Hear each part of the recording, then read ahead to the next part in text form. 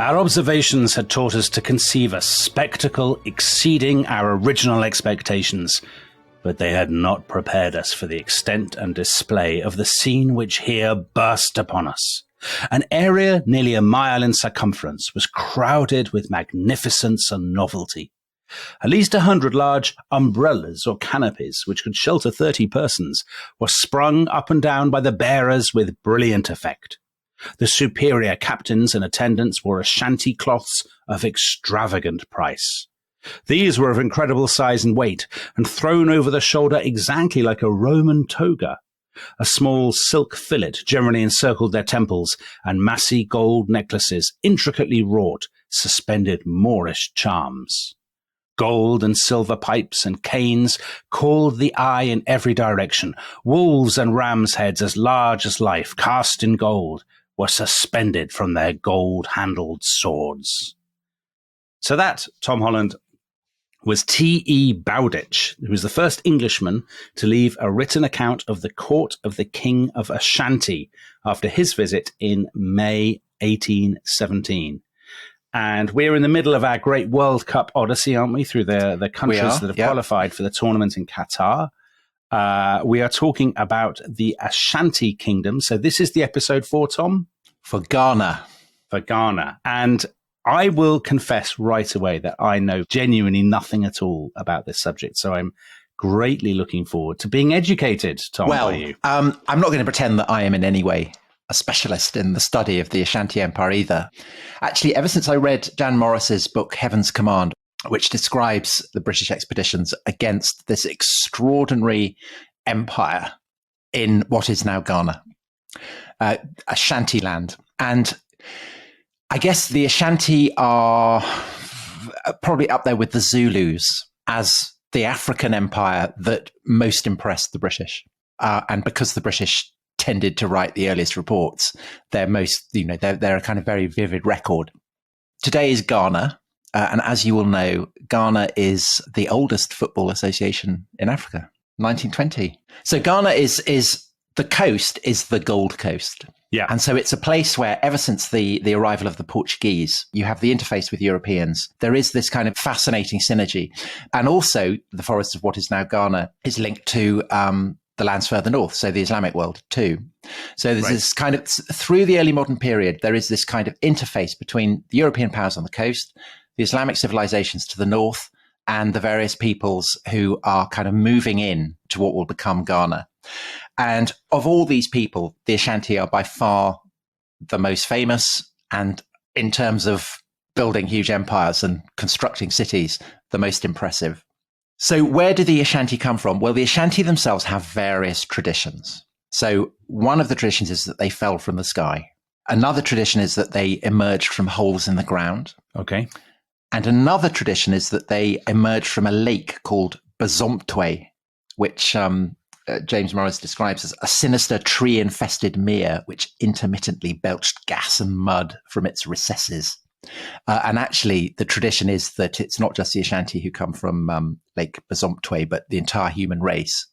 So what you get with those three traditions is the idea that the Ashanti have always been in Ghana, you know, whether they've fallen from the sky or whether they've emerged from a lake or whether they've emerged from the ground.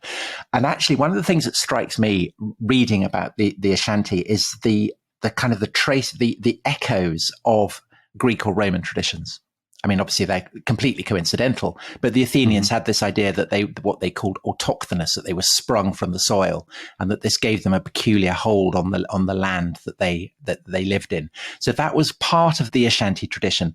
But there is also a tradition that they came from the savannah to the north, and that is obviously likelier than the fact that they fell from the sky or that they came from a lake, probably. And just to coming from the savannah to the north, can you put us in time a little bit more specifically? So when are we talking about?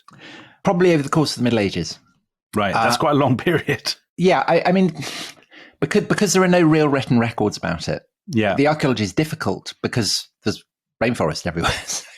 So it's difficult to really say anything more certain than the fact that various peoples, various groupings are migrating into this region, and indeed over the whole of all along the coast, not just into Ghana.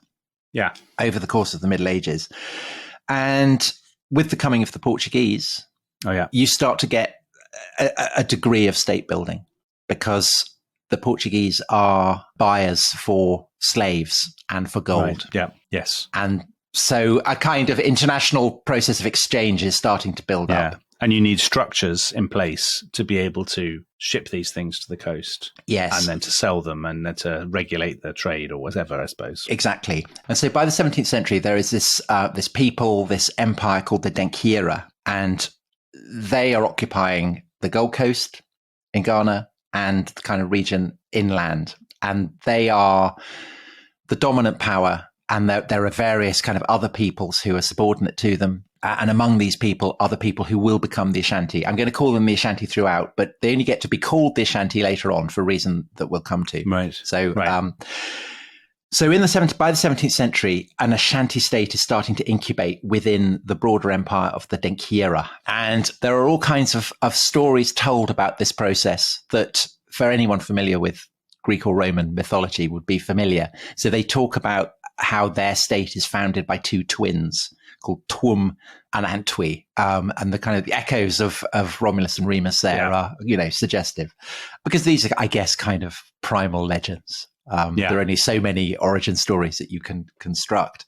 But what's clear is that by the 17th century, a bit like the Denkyira further south, the people who will become the Ashanti are starting to consolidate. And again, it's basically, I think, because with the introduction of large quantities of iron, it's possible for them to start clearing, villages. Right. So you start to get this pattern of very thick jungle and open patches where the soil is kind of very red. And that means that they can start to plant crops. And this is a period in the 17th century when the produce of the Americas is starting to be introduced, and particularly maize. And so I remember when we did our episodes on Portugal, somebody on Twitter said, I hope you're going to talk about how the Portuguese introduced maize into Africa and how this became the staple crop. And we didn't, did we? But no, we didn't. Because I didn't. I mean, did you know that? I didn't. No, I didn't. I didn't know that. So this is our opportunity to make amends for that. But it's not just maize that's being introduced. It's avocados, tomatoes, pineapples, oranges, all that kind of stuff. They come from the Americas. Yeah. See, I didn't know that, Tom. Well, this is an education, Dominic. But you will know that, of course, that the other thing is the gold, and hence the Gold Coast. Yeah. So even if the people who will become the Ashanti are being obliged to kind of hand gold over to their superiors, to their masters on the coast, the Denkyira, they're still getting a bit of it. So the fruits of that is starting to percolate back. And basically by the 1670s, they're kind of on the move, but they're still not really ready to make a pitch for independence, still less for conquest. So in 1680, they have a king who gets killed in battle. Yeah. And there's a rather sad entry in a history that was published in Ghana in the 1970s that said he was buried in an area close to the present-day Barclays Bank, but his head was taken away by the Denkyira. So that was rather sad, and a kind of reminder of the fact that this is a very dangerous world where attempts at rebellion against imperial overlords are not going to go down well. Although interestingly, you talked about battles, partly because so much of the area is, as you said, thick, dense forest. Presumably these battles are quite small scale by early modern European standards, are they? Yes, but as we will see, that tends to change under the Ashanti. Right. Who, one of their slogans is that they have teeming thousands. So they are very proud of the enormous numbers of warriors that they can call upon. Anyway, so the guy who's buried in close to Barclays Bank and whose head gets taken away, he was a guy called Abira Yaboa, and he has a nephew called Osei Tutu.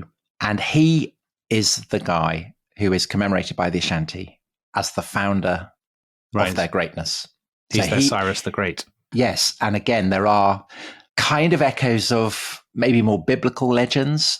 So the story is that his mother was barren for many, many years, couldn't have a child.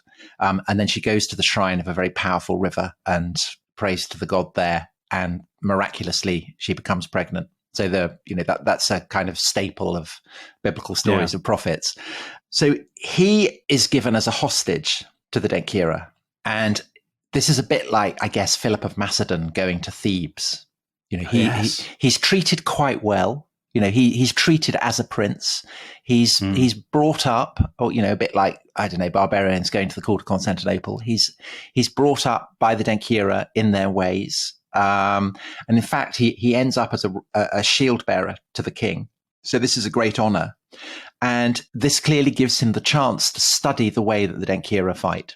So he's studying the Denkyira so way it's very of war. Philip of Macedon, because that's yes. Philip studied the Thebans, didn't he? And used his knowledge, and that's fascinating. Yeah. Or say Arminius, the German auxiliary who ends up wiping out the 3 legions of Varus. Yeah. So it's a standard kind of imperial technique, and the Denkyira are clearly doing it. However, Osei Tutu is a naughty boy, and he gets embroiled in a sex scandal when one of the princesses gets pregnant. There is much to do, and he has to run away. So he escapes, and he's now very much on his uppers because he's being hunted by the Denkyira. He can't go back. He take up his princely status. Seems like he's burned his bridges, but then he meets a remarkable man called Okomfo Anokye. So if Osei Tutu is King Arthur, Okomfo Anokye is Merlin, right, or Gandalf. He is a man who has deep command of magic. And the story is that he was born with the white tail of a cow in one hand and totem poles in the other. And these are signs of his remarkable destiny. And it probably won't surprise you to learn that his mother, who had a peculiarly coloured hand, had been executed by the king of Denkyira as a witch. She had a peculiarly coloured hand. That's the story. That's the story, yes. What was the colour? Not sure. I'm Maybe a birthmark on her hand? Oh, you and your withering scepticism. Okay, fine. I'll just believe it. She had a green hand. Let's crack on. So with the backing of this guy, with his command of deep magic, Osei Tutu is able to start thinking, well, I'm going to get my own back on the Denkyira, and I'm not only going to get my own back, I'm going to take them over. And he recognizes that to do that, he has to forge a single people out of the many different kind of tribal entities, different villages, different groupings that are scattered over the forest. And each grouping, the head of each grouping, brilliantly, the marker of his power is a stool. Okay. They're absolute masters of woodwork. In fact, their craftsmen are sensational. And so the stools are often beautifully, the more beautiful the stool, the more prestigious you are. But basically, there can be only one. And so Okomfo Anokye burns all the stools of all the various tribal leaders. He incinerates them as a marker that there can be only one. And then a spectacular miracle. There are sacrifices are performed, and the blood steams up to the sky. Sacrifices of animals, presumably. Well, possibly or possibly not.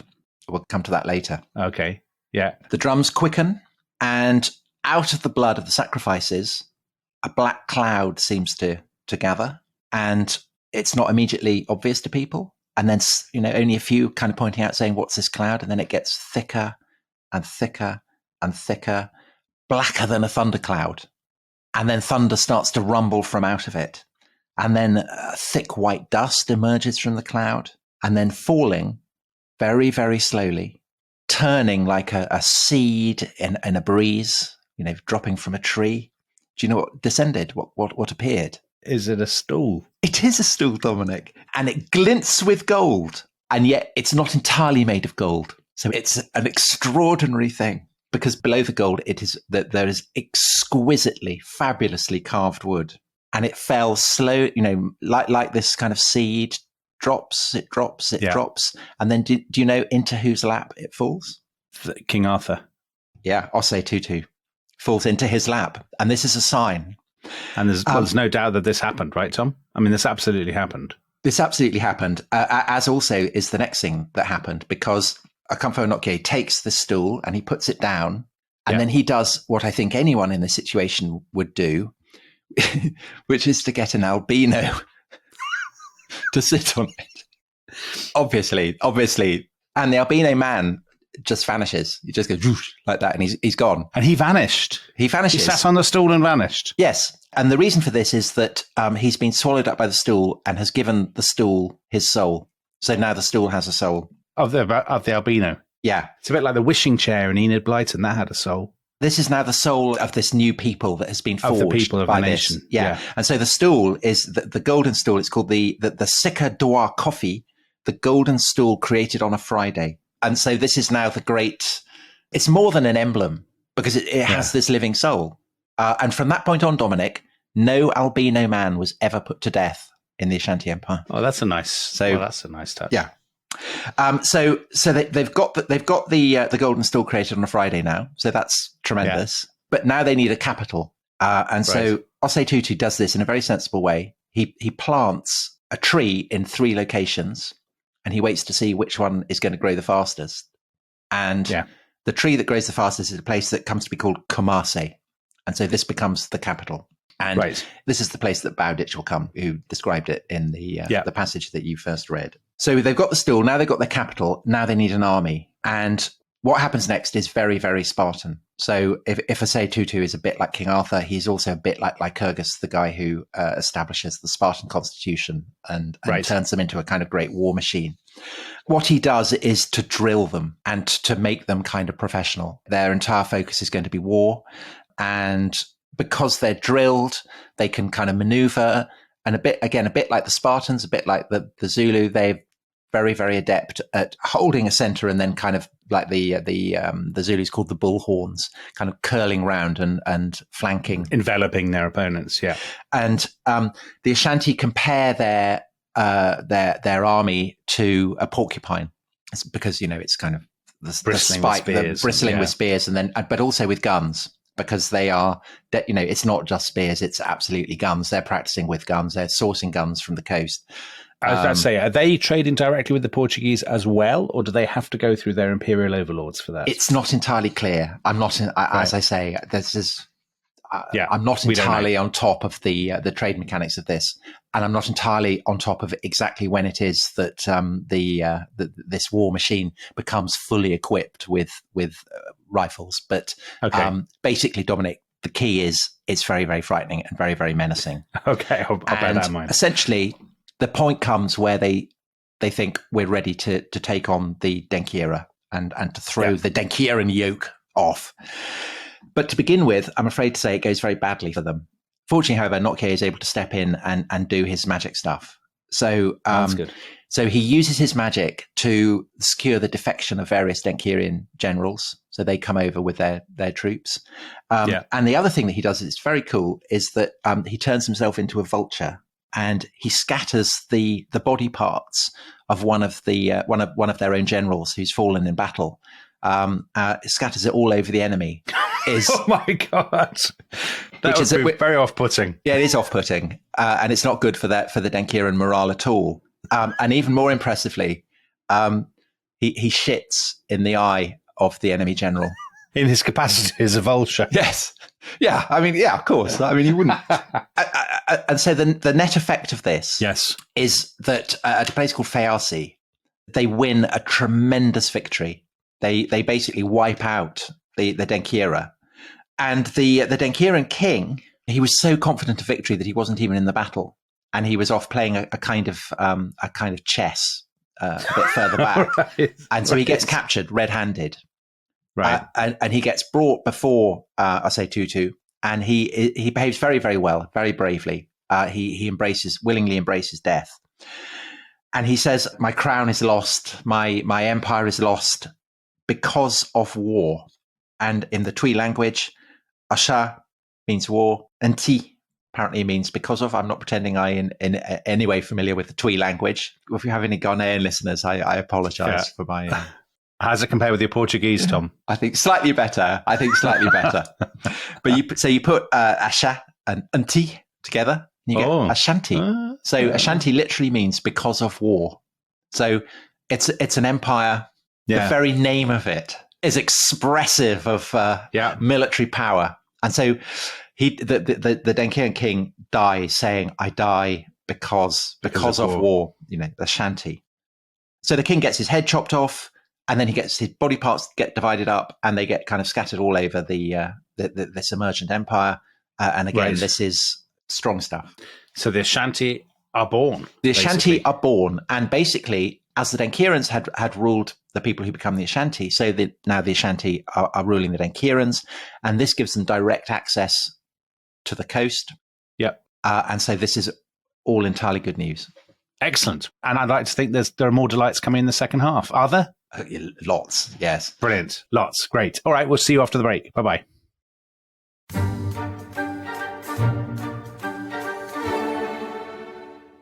So, welcome back to The Rest is History. We are talking about the Ashanti. And Tom, the Ashanti have been born because of war. What happens next? They've got their empire. Presumably it's strength to strength, is it? Yeah, because their army is so efficient, much more efficient than the Denkiran army had been. And so that now they've got the preponderance, they can just basically swallow everyone else up. So they swallow up more and more peoples, more and more kingdoms, and they establish this huge empire across much of what is now Ghana. So can you give us any dates? Yeah, so we're now into the 18th century. We're into the 18th century now. I would guess we're talking 1730s, something like that. So to give that a bit of context for British listeners, so this is the period of the ascendancy of Sir Robert Walpole, the first Prime Minister, the Industrial Revolution, I suppose. And meanwhile, in what is now Ghana, the Ashanti Empire is kind of strengthening its grip. That's basically the picture, isn't it? Yeah, I suppose it's the period out in the broader world when the British are starting to come to power. And this is going to be quite an important part of the story, because the British, along with the French, the Dutch, the Portuguese, they all have kind of trading forts along the Gold Coast. But it's over the course of the 18th century that the British start to monopolize that. So the other European powers start to fade away. So by the 19th century, it's basically under British control, and that's going to be a very important part of the story later on. But because those European powers are there, the Ashanti can now profit directly from the trade in gold and the trade in slaves. So it's gold and slaves, and that's the underpinning of their power. And it makes them very, very rich. And it enables them to fashion the incredibly sophisticated society that Bowditch sees when he comes at the beginning of the 19th century. Right, the umbrellas, the wolf's heads, all and that so the stuff. umbrellas and all that kind of stuff. The Ashanti kings employ Muslims from the north to kind of run their bureaucracy because they're obviously literate. Yeah. But they themselves are not interested in that.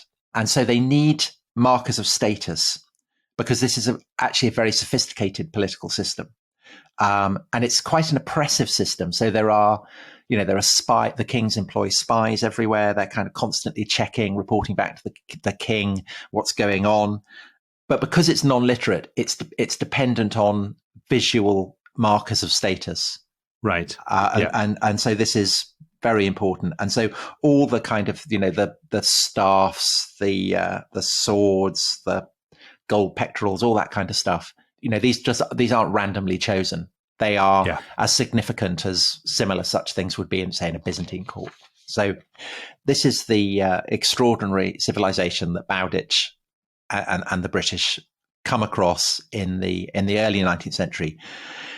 And when you say come across, Tom, just a quick question. So the Europeans are meeting the Ashanti on the coast. The Ashanti control that trade, but the Europeans have not yet really penetrated into the interior. Is that right? Exactly. By and large? Yeah, exactly. Because it's very, it's dense forest, and the Ashanti are very intimidating. So it's a kind of dangerous thing to do. But by 1820, the first British consul arrives in Kumasi. So, the British Empire is starting to slightly spread its wings. Yes. And the British have a very ambivalent attitude towards the Ashanti. Because on the one hand, they find it hugely, hugely impressive, as you could tell from the passage of Bowditch's account that you read. Yeah. So Kumasi is a very well-planned capital. It's very clean. Its streets are very spacious.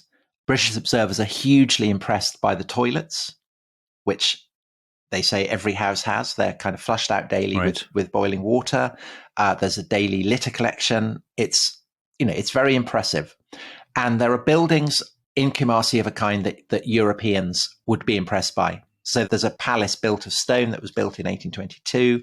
The doorways, the windows are sheathed in gold. So it's a kind of really very, very, very impressive. The laws are quite exacting. So no one is allowed to whistle. No one is allowed to smoke a pipe. And do you know the penalty for sneezing? Death. Yeah, death. For sneezing? So, yeah. So it's no nonsense, robust, sensible policies. Yeah. Law and order. The British observers are very impressed with the cleanliness of the upper classes. So they're not sneezing. I mean, for among other things. And every morning they're washing themselves with soap and water, and they are perpetually cleaning their teeth. And this is seen as splendid. But the masses, the British complain, are very dirty. But I mean, the British are obviously in no position to criticise, because you could say exactly the same of Britain. So I mentioned the Denkiran king playing a game like chess, where he gets captured. And this is a game called Awari, and very popular, I gather, across Central Africa, particularly associated with the Ashanti, who are very, very good at it. They're spectacularly good at working gold, spectacularly good at working wood, as we see with all the various stools and so on. And their architecture is really very, very impressive. The British are inclined to see Africans as savages, as people who have no sense of civilization. You know, they cannot kind of project that stereotype onto the Ashanti. The Ashanti are clearly hugely sophisticated, culturally adept people. However, there are also ways in which the British find the Ashanti not just off-putting, I think, but alarming. So you talked about slavery. There is a lot of slavery. And by the 1820s, this is the age of abolitionism in Britain.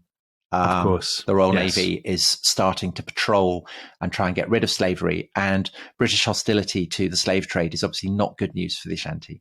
So that's a source of tension. They're also very, very keen on conquering people. And again, the British, with a hilarious display of hypocrisy, disapprove of this. They feel that the Ashanti are altogether too imperial. Right. And there is also the issue of human sacrifice. So you asked about this earlier. And I'm aware from, having read about, say, the Aztecs, the Mexica, that narratives that Europeans have received about can be very loaded, can't they? Can be very loaded. And I don't know enough about the anthropology of this to say, but it does seem from the books that I've been reading about this, or the earliest, all of them, some of them were kind of written in the 1890s, right the way up to the 1980s. So I don't know what the latest thinking on this. So if there are the people who can correct me on this, I'd be interested to hear it. But they're basically, human sacrifice kind of lies at the heart of the Ashanti state, because when they're about to go to war with the Denkyira, so under Setutu, large numbers of warriors volunteer themselves to be sacrificed in order to guarantee victory, it is said. And it's this kind of offering of blood that fertilizes the greatness of the Ashanti Empire. The albino bloke, I mean, presumably that's some folk memory of a sacrifice performed at the stool or something. Perhaps. And when kings die, there are a lot of slaves get kind of immolated, rather like the kind of Viking ship burial assumption that kings should not go into the afterlife without a great train of slaves to follow them. So slaves and criminals, they all get butchered. There is scope there for the British to feel morally superior. And I think throughout the 19th century, that is always a key motor for British imperial expansion. Obviously, there's greed. There's a desire to kind of seize control of trade routes. But there is also this kind of sense of moral superiority that is a kind of rocket fuel for imperial expansion. So the sort of the example is David Livingstone, most famously, isn't it? So it's sort of people, even if we might regard it now as hypocritical, they at the time want to believe in a civilizing mission.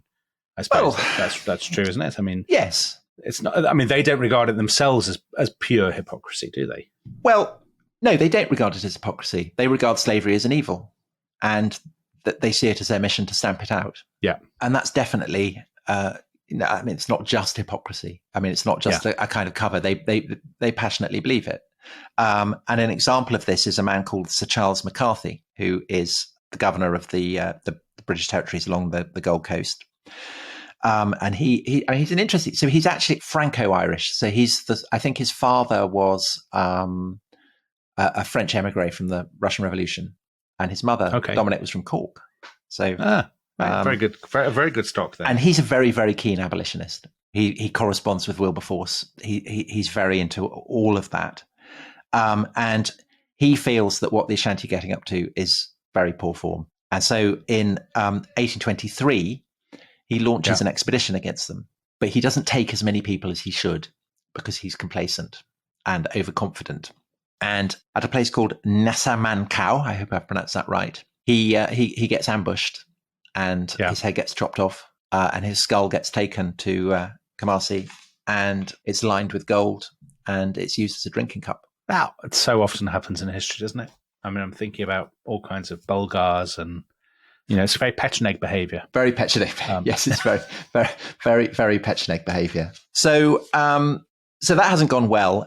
But then it's the Ashanti's turn to underestimate the British, because they then attack the Gold Coast, wanting to get rid of the Europeans altogether so that they can control the whole trade. And the British managed to stave off the attack with the help of the Denkyira. So the irony. So there's a kind of tug of war now between the British and the Ashanti over who is going to be the preponderant imperial power. And the Denkyira have decided that they'd rather side with the British than with the Ashanti. And so by 1826, the British are able to basically to force the Ashanti to a score draw. And they do this with the help of Congreve rockets, which which are now kind of in their heyday, and nothing that the Ashanti have seen before. And so they establish a river is kind of established as the markers between the two empires. And in 1831, that is confirmed as the border.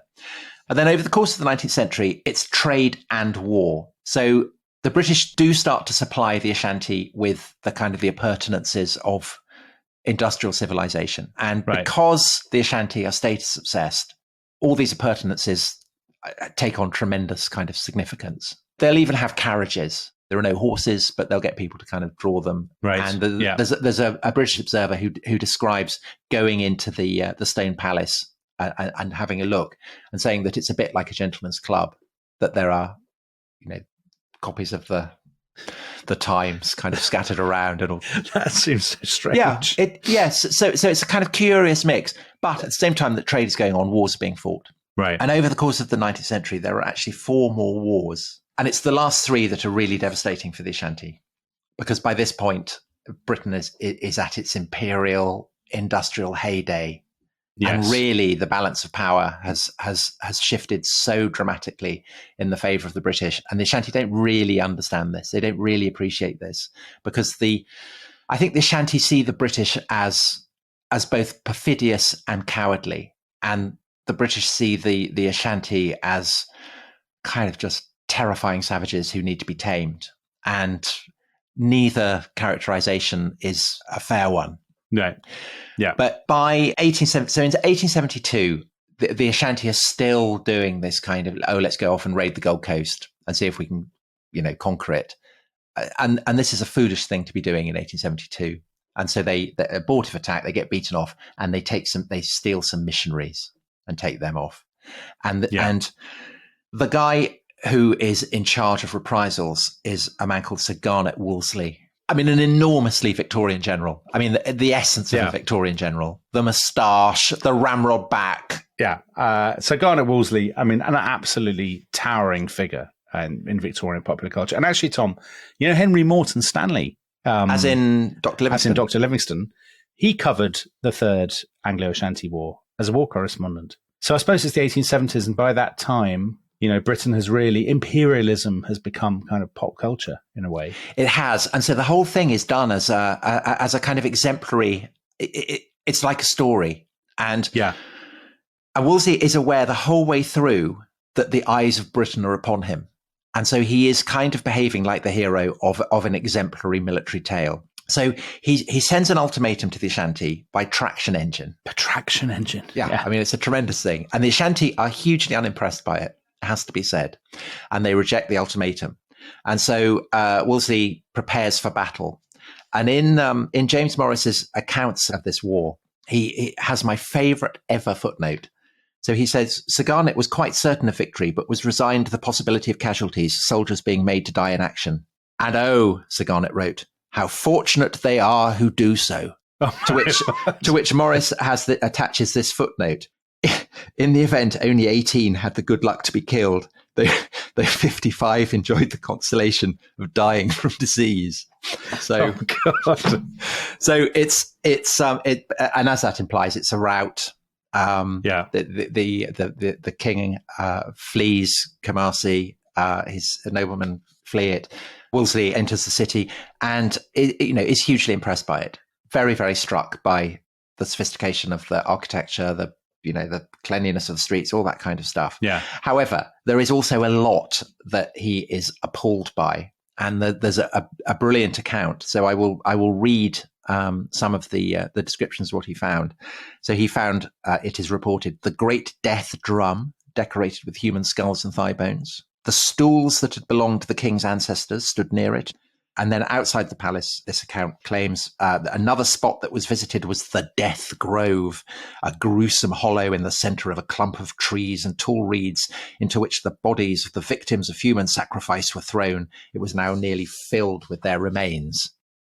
So some people argue very bitterly about this now, don't they? They do. Because some people say, well, this gives the lie to the idea that the British were just evil militaristic bullies. And actually, the Ashanti weren't, they weren't kindly social workers. And we shouldn't present this in sort of moralistic good and evil terms in which the British are the bad guys because they're imperialists. And then other people say, oh, but these accounts of the Ashanti are loaded with prejudice, and actually this is all nonsense, and the British were making all this stuff up. Is there any? I don't think they're. Do you have any sense of whether? Right. I don't know. Maybe they are. I mean, as I say, I said earlier, I'm not aware of the latest academic thinking on this. But these are two empires, and empires are founded on violence. And the British are more effective in their violence, but the Ashanti definitely, the whole, they wouldn't have this empire unless they were very violent and intimidating. That's the way empires are. Yeah. And Wolsey is appalled by, he is sufficiently appalled by what he finds there to blow it all up. So he lays depth charges and then he retreats and the whole thing gets blown up. So, maybe it's just a random act of vandalism. I would have thought it's unlikely. It is definitely vandalism, but I wouldn't thought he'd do it just for the fun of it. Right. Maybe he did. I don't know. I'm very open to being corrected on this by people who know more. The truth, I suppose, the truth is this is absolutely one of those stories, isn't it? One of these stories of 19th century imperialism that people look at it through tinted spectacles that reflect their own political prejudices. Well, I think there's a case for saying that perhaps, I talked about how the British and the Ashanti don't really understand each other, but on another level, you might say actually perhaps they understand each other better than we are qualified to do now, because we are so instinctively anti-imperial. Wolsey admires the Ashanti as an imperial people. He admires their discipline. He admires their courage. He admires their character. He recognizes them, rather like the British recognize the Zulus, as worthy adversaries. But he is also sufficiently self-confident in his own morality and in the morality of the empire that he represents for it never to cross his mind that blowing up, the sacred capital of a people might in any way perhaps be kind of echoing the very behavior that he's condemning. Right. Yes. So there are two more wars. 1896, the king, the British grab him, they depose him, and they remove him to the Seychelles. This is and Baden-Powell is involved in that war, correct? Isn't he? So this expedition is led by Robert Baden-Powell, who will go on to found the Scouts. So he removes the king, who's a man called Prempeh, and so he goes off to the Seychelles. The worst places to be exiled. I was about to say, people pay very good money for that these days. But then, Dominic, in 1900. You have the War of the Golden Stool. So our old friend, the Golden Stool, is still very much on the scene. The Golden Stool, and does it end with the Golden Stool? Is that basically the Yes, it does. Arc? It does because the British governor of the Gold Coast goes to Kumasi, and he's offended by, he sees it as a kind of a superstitious totem. And he's offended by it. And he says, what must I do to the man, whoever he is, who has failed to give to the queen, who is the paramount power in the country, the stool to which she is entitled? Where is the golden stool? Why am I not sitting on the golden stool at this moment? I am the representative of the paramount power in this country. Why have you relegated me to this chair? Why did you not take the opportunity of my coming to Kumasi to bring the golden stool and give it to me to sit upon? This is an absolutely mind-boggling story. Let me get this right. The British representative demanded to sit on the golden stool. They said no, presumably. Yes. Well, because nobody sits on the golden stool. Nobody, the king, the Ashanti king doesn't sit on the golden stool. The British governor is coming and saying, I want to sit on the stool. It's terrible. You can't do that. And that triggered a genuine war in which lots of people died. War. Yes. Well, because they're incredibly offended.